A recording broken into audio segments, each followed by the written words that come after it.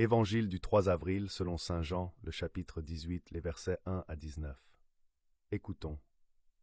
Lorsqu'il eut dit ces choses, Jésus alla avec ses disciples de l'autre côté du torrent du Cédron, où se trouvait un jardin, dans lequel il entra, lui et ses disciples.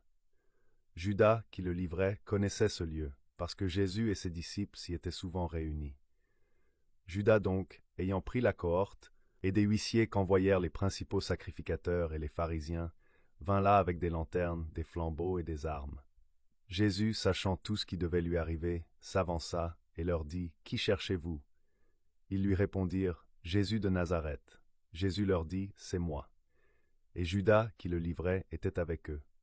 Lorsque Jésus leur eut dit « C'est moi », ils reculèrent et tombèrent par terre. Il leur demanda de nouveau « Qui cherchez-vous » Et ils dirent « Jésus de Nazareth ». Jésus répondit « Je vous ai dit que c'est moi. Si donc c'est moi que vous cherchez, laissez aller ceux-ci. » Il dit cela afin que s'accomplît la parole qu'il avait dite « Je n'ai perdu aucun de ceux que tu m'as donnés. » Simon-Pierre, qui avait une épée, la tira, frappa le serviteur du souverain sacrificateur et lui coupa l'oreille droite. Ce serviteur s'appelait Malchus. Jésus dit à Pierre « Remets ton épée dans le fourreau. Ne boirai-je pas la coupe que le Père m'a donnée à boire ?» La cohorte, le tribun et les huissiers des Juifs se saisirent alors de Jésus et le lièrent.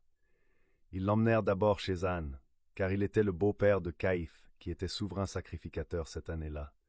Et Caïphe était celui qui avait donné ce conseil aux Juifs. Il est avantageux qu'un seul homme meure pour le peuple. Simon-Pierre, avec un autre disciple, suivait Jésus. Ce disciple était connu du souverain sacrificateur, et il entra avec Jésus dans la cour du souverain sacrificateur. Mais Pierre resta dehors près de la porte. L'autre disciple, qui était connu du souverain sacrificateur, sortit, parla à la portière et fit entrer Pierre. Alors la servante, la portière, dit à Pierre, « Toi aussi, n'es-tu pas des disciples de cet homme ?» Il dit, « Je n'en suis point. » Les serviteurs et les huissiers, qui étaient là, avaient allumé un brasier, car il faisait froid, et ils se chauffaient. Pierre se tenait avec eux et se chauffait. Acclamons la parole de Dieu.